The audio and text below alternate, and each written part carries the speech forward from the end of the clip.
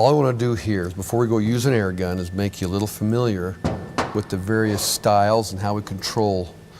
Because when we spin the lug nuts on when we're through doing a brake job, I always like to turn the gun to its lowest setting so that my torque, when I use a torque wrench, it will be more accurate.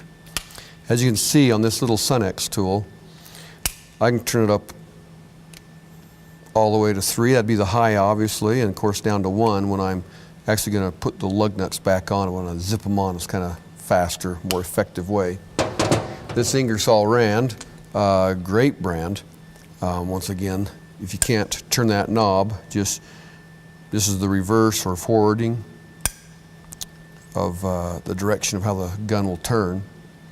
But of course, clear up to 5 as the highest setting. You can turn it clear down to 1 or 0 for, again, when I want less torque. And one more style, which is really common. That would be the low.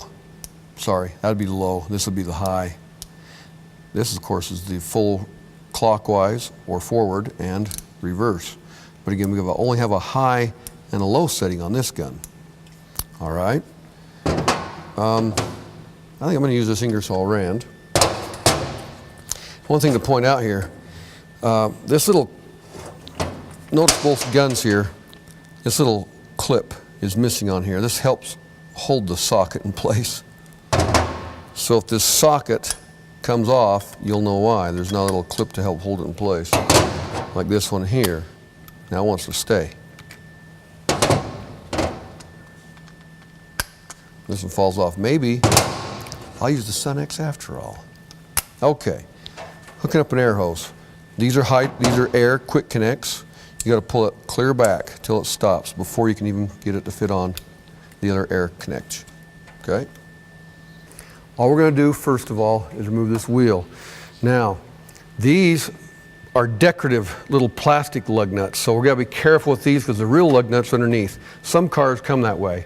I see it on a lot of GM products, for example, General Motors. So I'm just going to kind of gently, about as quick as I can pull the trigger, should be adequate. And then I'll take the actual lug nuts. The plastic ones, of course, are threaded onto the outside of these wheel lug nuts. What I've done to make this job a little easier, I've actually turned the wheel. As you can see, it's not straight ahead. I've turned it. It allows me access to the caliper bolts, the brake line, everything.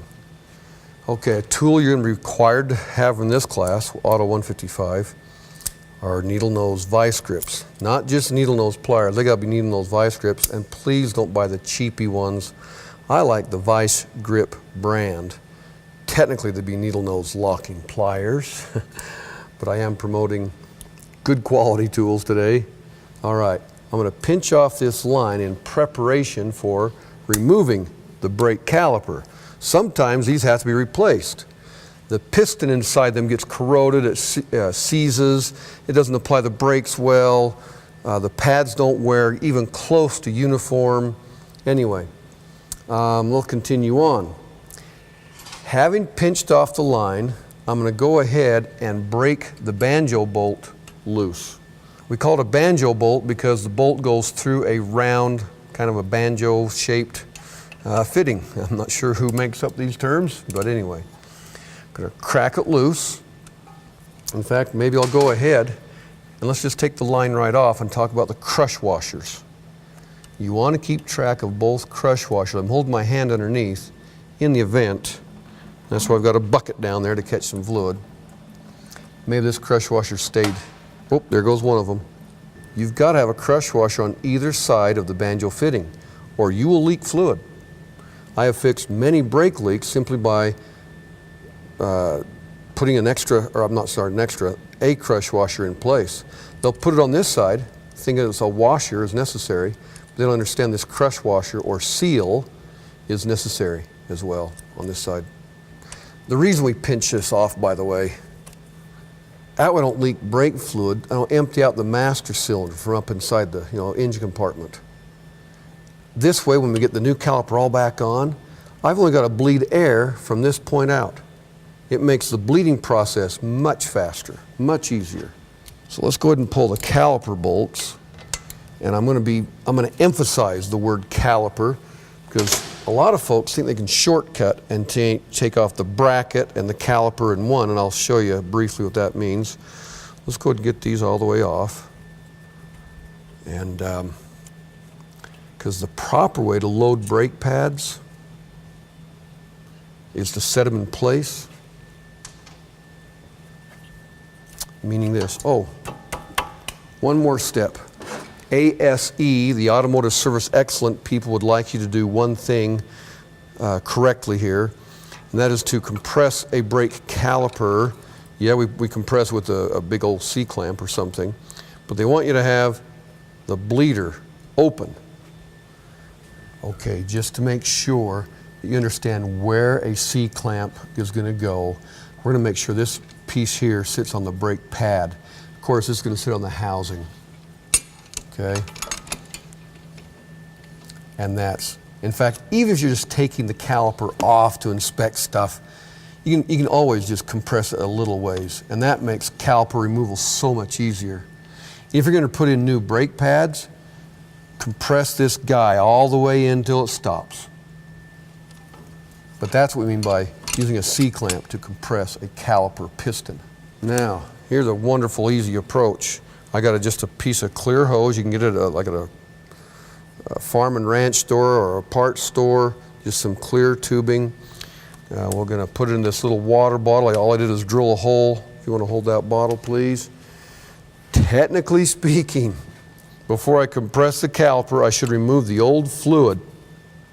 So I'm going to open the caliper, and I'm going to compress. Now this piece is on the pad itself. Of course, this jaw, the other part of the C-clamp, is on the housing of the caliper. And I'm actually going to push the caliper in. I guess all the fluid dripped out when I had the caliper. It's coming out of the caliper, or I'm sorry, the brake line hole. Normally you'd see fluid coming out of here, but I've already removed the line. So I'll just take this off. Again, that was just kind of for fun. But again, they would like you to bleed, or I'm sorry, open this bleeder screw before you compress the caliper, so the old fluid that's in here will go out, and we can always put in new fluid in the reservoir later. The point is this: sediment and sludge from the entire brake system settles in the lowest spot in the car, or of this system, and of course that's the brake caliper. And if I pull this off, here's the piston, and this area that's where the sediment and stuff settles. If we compress the caliper and push this contaminated fluid back up through the system, it actually hits the ABS control system and there's a chance that it could mess with one of the ABS valves that cycle on and off for the ABS action for an ABS type stop.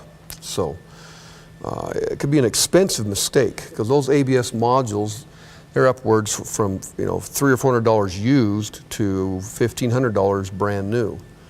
So good practice to keep in mind. Okay, that's the requirement we want you to do. We want you to take a caliper off in this lab. We want you to pull the pads off. Notice I haven't taken off this bracket yet, and it's got its own two set of bolts to take off. We really recommend you take off the caliper separate, the bracket later, because it allows two things. One, I can see if the guide pins are good and free. I can't do that if I just take off these two bolts and take the caliper and the bracket off in one assembly. Second of all, tucking these pads in correctly, when I try to do it in one assembly, meaning the bracket and the caliper together, it's much harder.